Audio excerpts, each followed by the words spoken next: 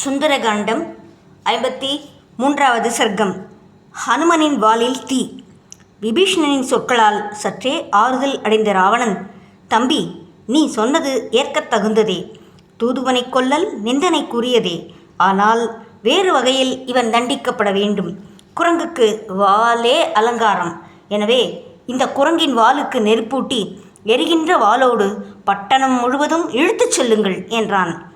ராவணனின் கட்டளைக்கு ஏற்ப அரக்கர்கள் நைந்து போன துணிகளால் ஹனுமனின் வாளை சுற்றினார்கள். அப்போது ஹனுமன் தன் வடிவத்தை பெருக்கிக் கொண்டார். தைலத்தால் அந்த துணியை நனைத்து தீ மூட்டினர் அரக்கர். ஹனுமனோ எரிகின்ற வாளை சுழற்றி அரக்கர்களை விரட்டினார். எரிகின்ற வாளோடு சுற்றும் ஹனுமனை காண சிறுவர் முதல் முதியவர் வரை அனைவரும் கூடினர். அப்போது கட்டுண்ட ஹனுமன், கட்டுக்களை அறுத்து இந்த அரக்கர்களை அழித்து விடுகிறேன். இவர்கள் என்னை கட்டி வாளுக்கு தீயிட்டது நான் அரக்கர்களை கொன்றதற்கு சமமாகி விடாது. இங்குள்ள அரக்கர் கூட்டத்தை அழிக்க வல்லவனே நான்.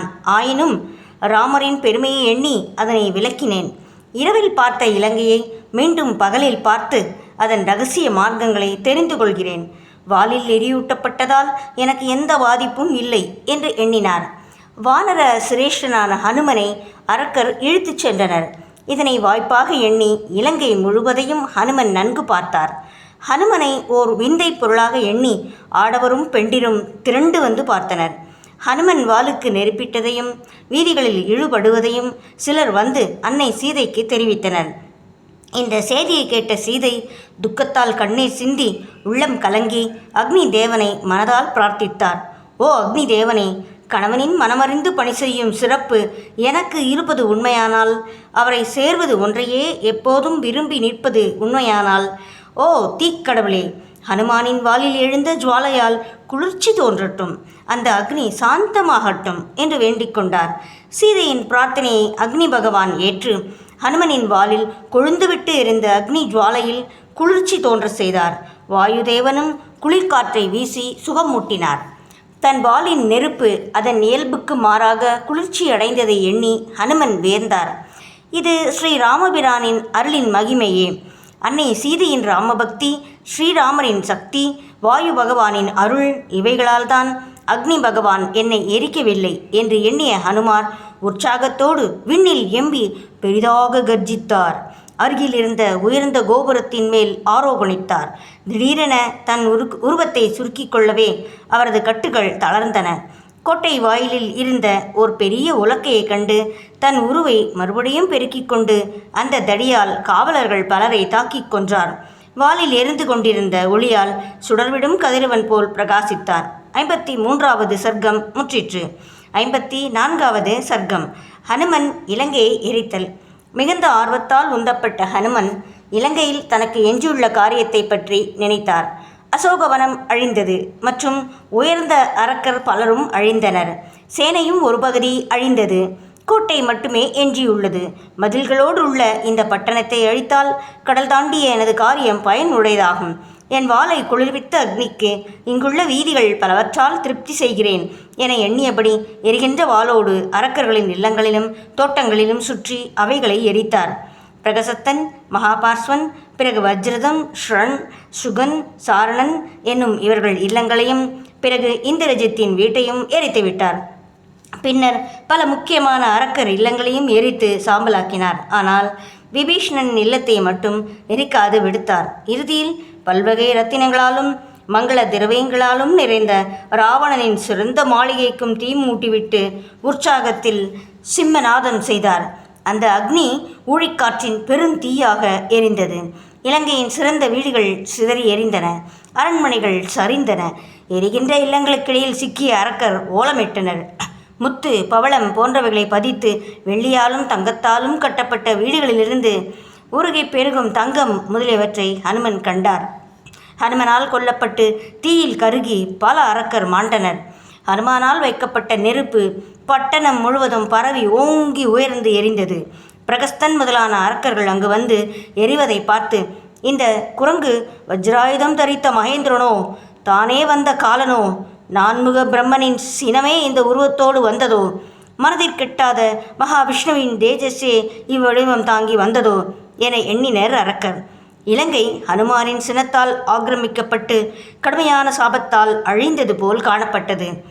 அசோக வனத்தை அழித்ததும் அரக்கர் பலரை கொன்றும் சிறந்த வீடுகளை அழித்தும் தாம் செய்ய வேண்டிய காரியத்தை முடித்துவிட்டு பெருமிதத்தோடு நின்றார் ஹனுமன்.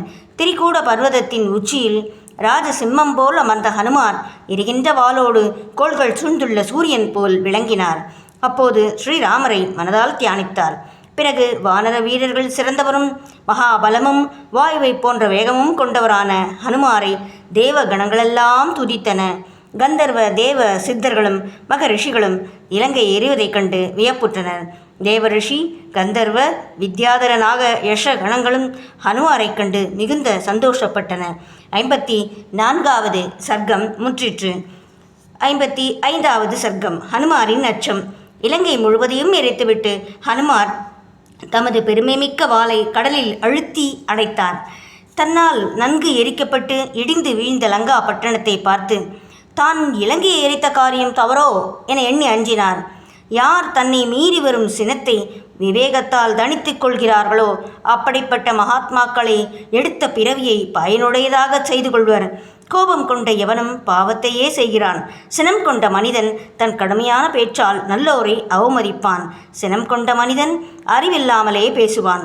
செய்யத்தக்கது தகாதது என்ற பாகுபாடு அறியாத மூடன். சீறி வரும் சினத்தை எவன் விட்டு விடுவானோ அவனே மகா புருஷன். கீழான புத்தி உடையவனும் வெட்கமற்றவனும் கொடிய பாவியும் எஜமான துரோகியும் வனத்தில் இருந்த சீதையை மறந்து இலங்கைக்கு தீயிட்ட என்னை நானே நிந்தித்து கொள்ள வேண்டும். எரிந்த இலங்கையோடு அன்னை ஜானகியும் அல்லவா இருந்திருப்பார்கள். என் அறியாமையால் என் எஜமானின் காரியமும் அல்லவா வீணாயிற்று. சினத்தால் நான் வந்த காரியத்தின் அடிப்படையையே தகர்த்து விட்டேன். என் அறியாமையால் அன்னை ஜானகி மாண்டிருந்தால் என் பிராணனை இங்கேயே இப்போதே விட்டுவிடுதலே நல்லது. எடுத்த காரியத்தை கெடுத்த என்னை ராமலட்சுமணர் பார்த்தல் நன்றல்ல. நிறையற்ற புத்தியுள்ள என் குரங்கு புத்தியால் சினம் என்ற தோஷம் வெளிப்பட்டு விபரீதத்தை விளைவித்து விட்டது. சீதை மாண்டிருந்தால் ராமலட்சுமணரும் மடிந்து விடுவர். என் சீற்றத்தால் விபரீதம் விளையப் போகிறது என்று இவ்வாறு சிந்தித்து துக்கப்பட்டு கொண்டிருந்த ஹனுமனுக்கு முன்னர் சில சுப சகுனங்கள் தென்பட்டன. அதனால் மனதில் சிறிது தைரியம் பிறந்தது. இவ்வாறு சிந்திக்கலானார். சீதை தனது பதிவிரதா தேஜஸால் தன்னை காத்து கொண்டிருப்பார். கற்பின் நெருப்பை எந்த நெருப்பாலும் எரிக்க முடியாதல்லவா? ராமரின் அருளாலும் சீதையின் புண்ணியத்தாலும் என்னையே எரிக்காத அக்னி தேவன் சீதையை எரிப்பாரா? சீதைக்கு நலிவு தோன்ற முடியுமா? தன் கற்பின் கனலால் அக்னியை எரிக்கும் ஆற்றலுள்ள சீதையை அக்னி எவ்வாறு எரிக்க முடியும்? இவ்வாறு ஹனுமன் யோசித்து கொண்டிருந்த போது சாரணர் சிலர் பேசிக்கொண்டு போனதை ஹனுமார் கேட்டார். அந்த வானரத்தால் இலங்கையில் சிசுக்கள் முதல் அனைவரும் அலறி ஓடும்படி எரிக்கப்பட்டது. இந்த இலங்கையும் எரிக்கப்பட்டது. ஆனால் சீதை மட்டும் எரிக்கப்படவில்லை. இது ஆச்சரியமே அல்லவா என்று சாரணர் பேசிக்கொண்டு போனதை காது குளிர கேட்டு மகிழ்ந்தார் ஹனுமார். சீதையின் கற்பின் திறத்தையும் ராமரின் பெருமையையும் எண்ணி சாரணர்களின் பேச்சை கேட்டு மிகுந்த சந்தோஷப்பட்டார். சீதையை மீண்டும் சந்தித்து விட்டு செல்ல எண்ணினார். சந்தோஷத்தின் எல்லையை சந்தித்த வாயுபுத்திரன். 55வது சர்க்கம் முற்றிற்று.